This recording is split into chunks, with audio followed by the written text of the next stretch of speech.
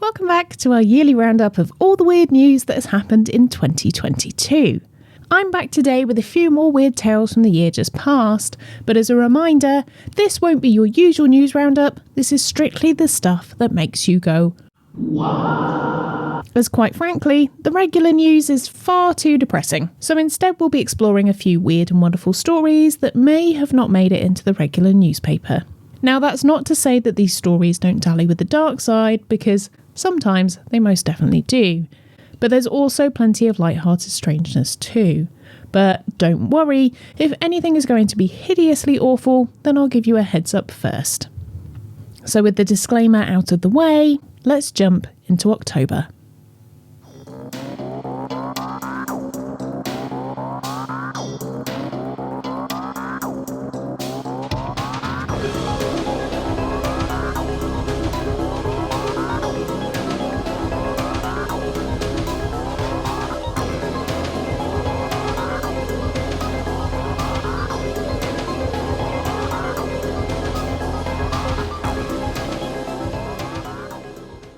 But before we do that, if you are new here, then hi, my name's Nikki and I make podcasts, videos and TikToks about all sorts of weird stuff. So if you're into that, which I have a sneaking suspicion that you might be, then please hit subscribe so we can hang out together again. And if you're not new here, then welcome back, old fiend. Nice to see you again.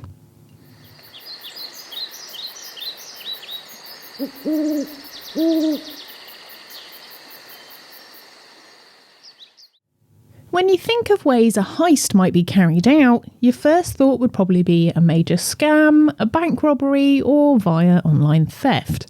So when one person decided to turn to chess to unethically bag themselves potentially millions of dollars, he literally had to play the long game.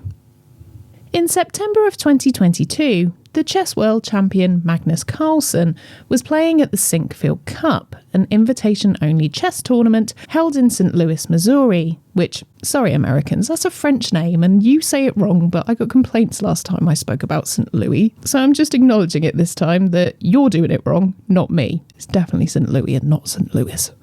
Anyway, at the Sinkfield Cup, Magnus was pitted against an American teenager by the name of Hans Niemann. Carlsen, being the world champion and all, was very much expected to win, but as it turns out, he lost. The next day, the tournament continues, but Carlsen was nowhere to be seen. He later tweeted, "I've withdrawn from the tournament. I've always enjoyed playing in the STL Chess Club and hope to be back in the future." All that sounds pretty reasonable, but then under that tweet, he posted the following soundbite in the form of a meme. I prefer really not to speak. If I speak, I am in big trouble.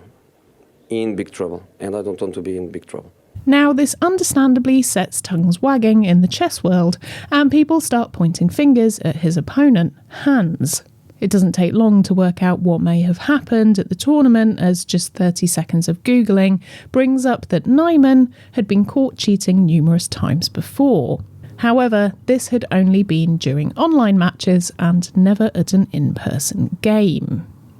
So the rumours begin to spread like wildfire that Niemann may be in serious trouble. Hans is asked if he cheated, and he vehemently denies it, saying yes, he had cheated online in the past, but he would never ever do that in person, particularly when there was prize money involved. Here's his defence. So first of all, there's the situation with chess.com. Now, people have said that my chess.com was banned twice. Okay, so this is what happened. When I was 12 years old, I was with a friend, and I was playing Title Tuesday. And I was playing, and he came over on an iPad with an engine, and I was 12 years old, and he said, he started giving me the moves. I was a child, I had no idea what happened. Now, this happened once in an online tournament. I was just a child, and nothing happened then.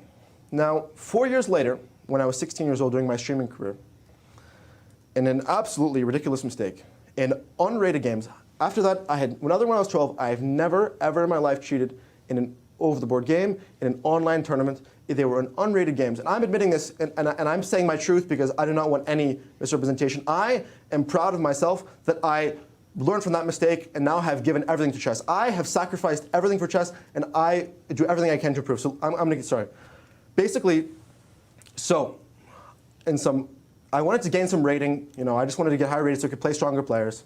So I cheated in random games on chess.com. Now, I was confronted, I confessed, and this is the single biggest mistake of my life, and I'm completely ashamed. And I'm telling the world because I do not want any misrepresentation, and I do not want rumors. I have never cheated in an over-the-board game. When I was 12 years old, I have never, ever, ever, and I would never do that. That is the worst thing I could ever do, cheat in a tournament with prize money. Now, I made that mistake, and it's not something I was doing consistently. Never when I was streaming did I cheat. Never did I misrepresent my strength. So I made this mistake. I was confronted by chess.com. I had fully admitted, and I stopped playing chess.com. 2 weeks later, Carlsen agrees to play Nyman again in an online match on chess.com. After all, they're two of the world's greatest players. Well, Carlsen is the world champion. Carlsen makes his first move, Nyman then makes his, and shockingly, after that one move, Carlsen resigns instantly from the match. He simply stands up and then just clicks out the game, leaving Nyman to sit there whilst the commentators, which I don't know if that's actually what they call them in chess, as that seems a bit too sporty, but I'm going with that, have to sit there in stunned silence. It's all incredibly awkward. I don't think he cheated in the Singfield Cup, but everything else is still up in the air. Sorry, Alejandro. I just have to interrupt you because the game started and Magnus has logged off. What has happened? Magnus has resigned. Magnus has resigned the game against Hans Niemann. Yes. At least that's what it says in our transmission. He made one move and resigned. Yes. It looks that way. Wow. You look shocked, David. Yeah, I mean, as soon as we saw Magnus appear on the webcam, I thought, okay, we're in for a game. At least this will help things blow over. Let's focus on the chess again. But what do we say now? This is a bigger statement than the tweet, I think. So then begs the question, did Magnus Carlsen have enough of a suspicion that Hans Niemann was cheating? Enough to know that if he played the game, he'd lose to him, and therefore risk his standing as world champion? And the answer is, well, yes. Now, Hans, as I've already said, was known for cheating in the past during online games. Using an online chess computer program, he could beat anyone not using one, as the program will always work out the winning moves. It's impossible to fail whilst using such a piece of software. During an online game, Niemann could quite easily toggle between pages on his computer and use the software to beat Carlsen hands down, and that's exactly what Magnus suspected he was doing. However, that explains the online match, but how could he do this face to face? Soon, someone posed the theory that perhaps Niemann had been using something or someone to help him win the in-person match. There may have been someone in the audience using the software and then signalling to Hans. He may have had a secret phone hidden in the bathroom which he could check, memorise and then return to the board with the winning formula, or he may have had something hidden on his person which would have informed him about the correct moves to make to win the game. The latter idea caught on with people online, speculating that he may have been using shall we call it an adult vibrating device, hidden somewhere on his person, which wouldn't show up in a regular security search without the use of a rubber glove. This theory about the cheating made the story get much more traction, and before long it was all over the headlines, with the unusual idea that Niemann was using an adult vibrating toy to help him win the game. After the scandal broke, Niemann was told by chess.com, the online tournament site, that he was banned from playing until he could prove he wasn't cheating. He contested the ban but was told basically to bugger off. Fast forward about a month, and in October, Niemann served Carlsen with a lawsuit for $100 million. Now, obviously, with anything legal, things take time, so we're going to slightly time travel here to December, as there has been a recent update from Carlsen's side. Carlsen has rebuked Niemann's claims and says he won't entertain the lawsuit, and also says that Niemann should pay his legal fees. Nyman is claiming defamation of character, but Carlson denies these claims, saying there isn't any evidence to back up his accusations. So at the time of writing, it's now up to all involved if they want to take it to court. And so I guess we'll have to wait and see how it pans out in the future to see if we can get any definitive answers as to what actually went on. Now, I know it's all meant to be allegedly, but I think somebody's telling porcupines.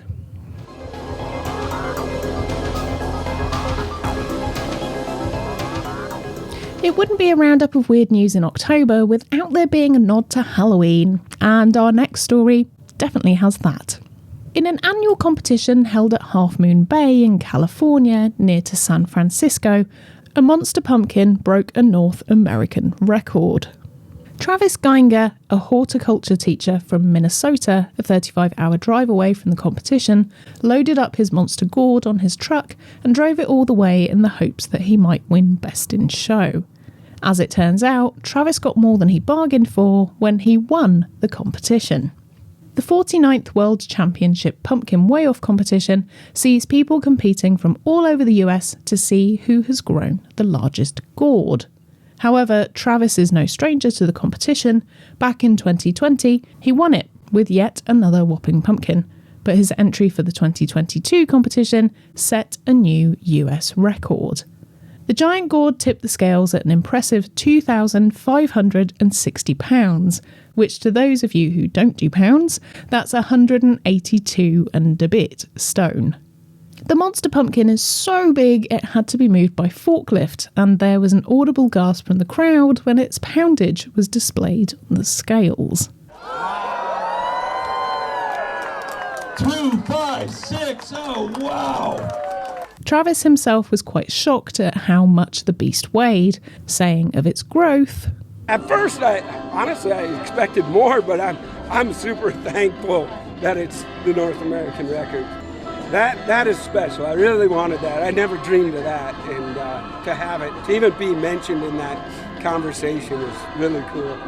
Minnesota has a great mid-year, but our spring and our fall is really, really tough. Really tough. So to do it in Minnesota, it just shouldn't happen. It's like winning the Tour de France on a big wheel. You know, you can only hope, but it worked. And what did it take to get this bad boy out here? 35 hours of white-knuckle driving. You think driving in a snowstorm is bad? Drive one of these things. Of course, the pumpkin is impressive on its own, but pair that with the prize money it generated, and you've got something quite remarkable. The competition organisers pay out $9 per pound of pumpkin, and this equates to a lovely little nest egg of $23,040 for Travis and his family, which definitely has earned him more than the cost of his hotel and his petrol money back. Not content with just the prize money, the pumpkin also landed the US record for the largest gourd, but unfortunately it was still £200 short of winning the Guinness World Record, which is still held by someone in Italy. Travis, who can't believe his luck, has definitely said he'll be in it to win it next year, but all this makes me wonder is what happens to the fruit afterwards. I hope Travis likes pumpkin pie, and the whole town he lives in, come to think of it.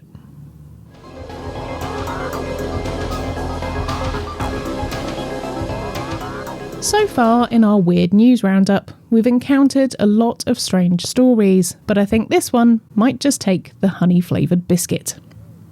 Many people have used skillful tactics to evade an eviction before, from boarding up doors to using attack dogs on police, but I've never heard of anyone setting attack bees on anyone. A man in Massachusetts was served an eviction notice for his property and told to leave, but whilst he was in court trying to fight the eviction notice, someone on his behalf had decided they weren't going to go quietly. The man, who lives in Hadley, had been seen in court and told that if he didn't comply with leaving the property, that he would be forcefully removed. When law enforcement turned up on the day of eviction, they were confused to be met by 55-year-old Rory Woods, a woman whose relation to the address isn't known. Rory decided she was upset on behalf of the homeowner, and so she loaded up her SUV and a trailer with crates full of bees and drove them to the man's property. She then got out of her vehicle, dressed in a beekeeping outfit to protect herself, and then began shaking the crates full of bees so they were released, swarming and stinging officers, preventing them from being able to carry out their duties in evicting the man. Rory was arrested and charged with assault and battery by dangerous weapon, because I don't think anyone has ever been arrested for using attack bees before, so there isn't a charge for it. And she was taken to the police station and held in custody, later released on bail. After authorities looked into the situation further, they were able to work out that Rory is a protester who has protested other evictions before and is sick to the back teeth of people in the area being evicted over skyrocketing rents. Arresting officers said that Rory's charges may well have ended up being far more serious had she ended up killing any officers due to allergies. In fact, they said that they had it on good authority that there were children in the area with allergies. However, I've not actually found there to be any proof of this, so they may well have been saying that to make the protest seem more serious than it was. All of those stung by the bees made full recoveries, and Rory was back out the next day despite her bail, protesting again. But this time, she decided to leave the bees at home. I like my women like I like my coffee. Covered in bees.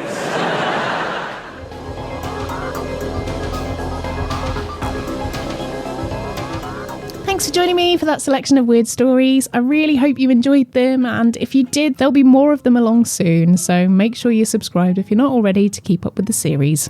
If you've been enjoying this little mini-series and generally what I make in general and you've been checking it out for a while now, then why not consider becoming a Patreon supporter? You get exclusive content and you'll join the official Ghoul Gang, like our executive Patreon producers Amy, Christina, Jess, Karen, Kate, Kevin, Mary, Sally, Sam, Sarah, Vee and Veronica. And huge thanks to all of my other patrons too. If you just want to send a tip or a little gift from my Amazon wishlist, then I would hugely and massively appreciate that too, and I'll leave all the links in the show notes of how to do that. An enormous thank you for even considering doing any of those things, as it means the world when I get any notifications like that or a surprise parcel through the post. So big squishes if you're part of that gang. You're the absolute bestest. And I don't want to make it just all about money as well. If you can leave me a 5-star review on your podcast provider or give the video a thumbs up, then I'd really appreciate it.